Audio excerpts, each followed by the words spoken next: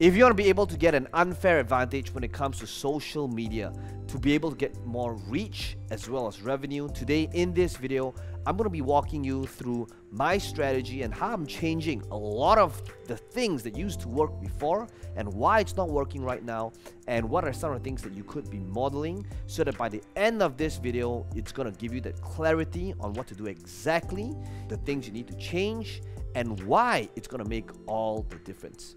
Let's begin.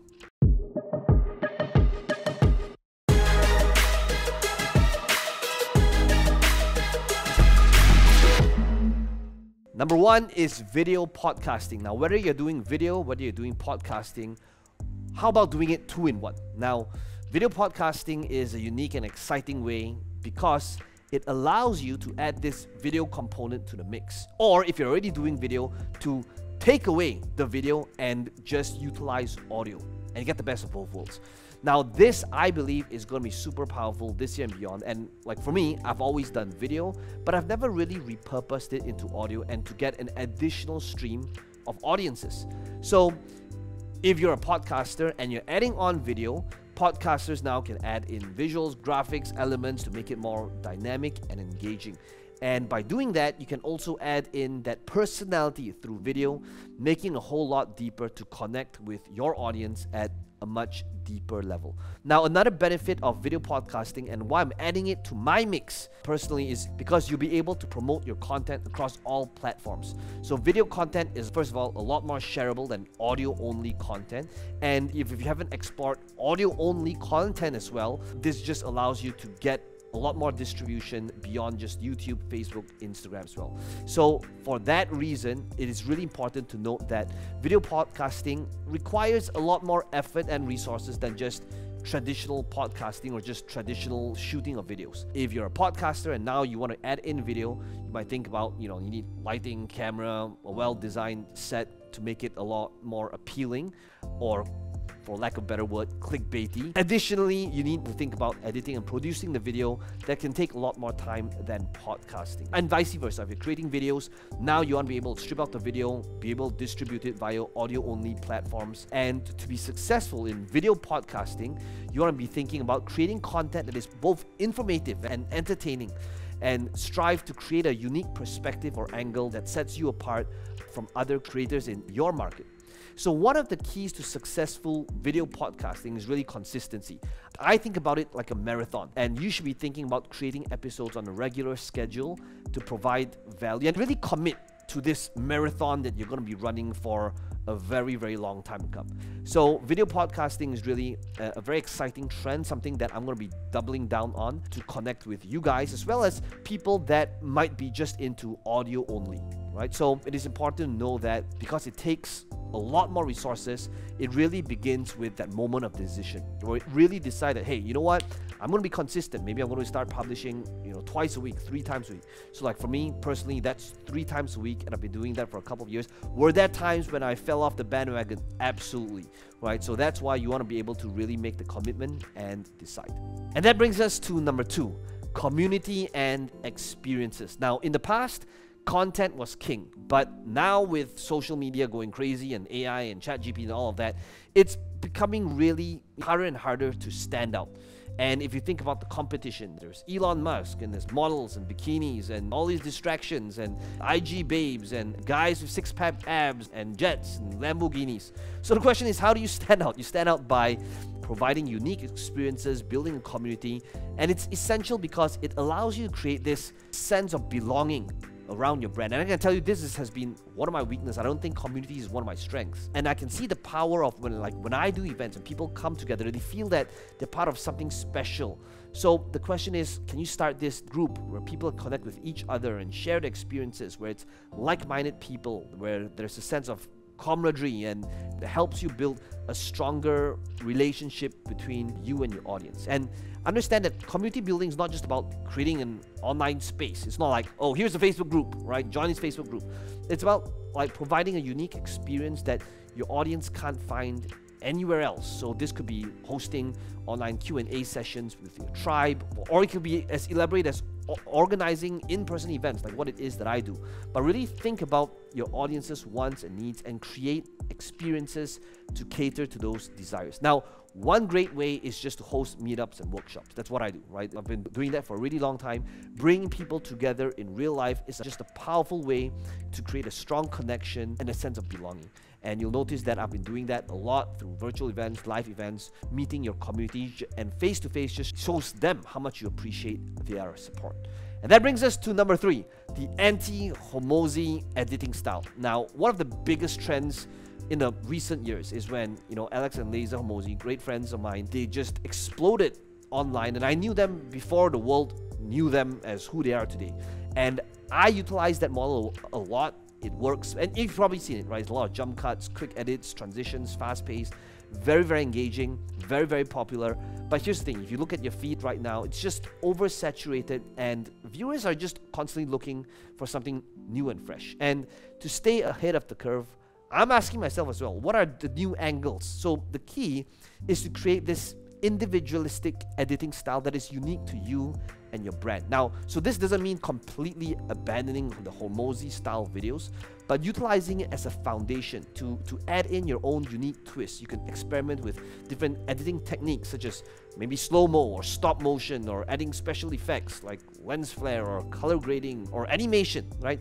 The goal here is to create a style that reflects you, your brand, who you are, your personality, to set yourself apart from the crowd. Now, you might be thinking, but I don't have any editing skills. No, that's me. I don't have any editing skills, right? But don't worry, because there's a lot of tools out there and resources that can help you get started. You could maybe use a free video editing software like iMovie or Adobe Premiere Rush, or you can outsource the entire thing. And who knows, with AI expanding exponentially the way it is right now, for all you know, in a couple of months, in a year's time, you can just pass it on to some sort of AI and have this, created for you with some prompt. Now, the key to success with this anti-Hormozy editing style is just to be creative, experiment, find different techniques until you find a style that works for you and your brand. And once you find that unique style, you'll be able to stand out in a sea of similar content and attract a larger audience. You might notice that I've got like the crazy Peng Joon type of videos on TikTok where I'm wearing like weird sunglasses and talking to myself and being the antagonist and protagonist. So whatever it is, right, whether you're a content creator, a business owner, a social media influencer, right, you try experimenting, breaking away from the crowd and trying something new. The anti-Hormozy editing style is all about, individuality, creativity, and it's a great way to make your content stand out and connect with your audience in a whole new way. And that brings us to number 4. I call this the no niche niche. That's right. The no niche niche is a trend for creators who are tired of being boxed in a traditional niche. Like for myself right now, I'm experimenting, like talking about my passion and Iron Man collectibles. Because in the past, creators, we were pressured to fit into this box, this niche, and to just talk about this thing. But times are changing, and this no niche niche approach is gaining popularity because it allows you, the creator, to break free from the mold and create and talk about things that is unique to you, your interest, your passion, and to create content that is both interesting to you, the creator, the audience, and to be able to build a more authentic and loyal following. And this is something I love. You might notice that on this channel I talk about comics, I talk about my figurines, and sometimes I show my workouts. And the benefit of this is that it allows you to talk about different topics, different styles, and rather than feeling confined to just one narrow topic, you can now explore different interests while maintaining your brand identity. Now, this approach is to help you stay motivated and avoid burnout so that you're not restricted to one field. And that's something you notice that I'm doing. Now, I don't just talk about Facebook ads. I don't just talk about sales process. I talk a lot about my passion and interest as well, because now it allows you to focus on your unique perspective as well as personality. So think about what sets you apart from others in your field and how you can showcase that content. How can you utilize and embrace your weird quirks and eccentric side of you and use it to your advantage. And by bringing content that truly reflects who you are, you're going to be more likely to attract an audience that resonates with your message a whole lot more. So in summary, the no niche niche is all about breaking free from the traditional category and creating content that is authentic, engaging, and reflective of your unique personality. It allows you to talk about topics, tap into a whole new audience, and ultimately build a more loyal following, because now you're able to talk about things that actually matter to you. And that brings us to number 5. Number 5 is to smash the like button and subscribe if you're enjoying this. But number 5 is about short form videos. Short form videos is one of the most popular trends in social media today. These videos are literally typically less than 60 seconds long, and they're designed to kind of be like easily consumed and shared by viewers. So you think about like the trend, TikTok, how it's taken off, and it's created a whole new wave of content creators who are experimenting with different types of videos. And if you do this, you'll be able to create, entertaining, educational content. I call this infotainment, right? Taking information and entertaining, but at the same time, you're able to showcase your talent, do viral challenges, if it's your thing. Like for me, these dance moves, they're not my thing, right? Nothing makes me more uncomfortable than that. But with the right strategy, you'll be able to create these type of short form videos. Like the reach is insane. I've created like these videos that would be insulting to your intelligence that has done over 1 million views. And the key here is really to just focus on infotainment.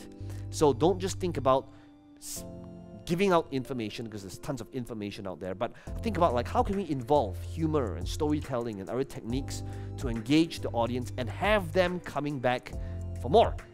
So short form videos should also be like visually appealing with good lighting, clear audio. Notice I've got this obnoxious mic over here, but the goal here is to really make sure that they're able to consume it and it grabs attention. So you don't need this, just get a decent mic. That's all I'm saying. So you should be thinking about different video formats, maybe stop motion, slow motion, animation, anything that allows you to stand out from the crowd.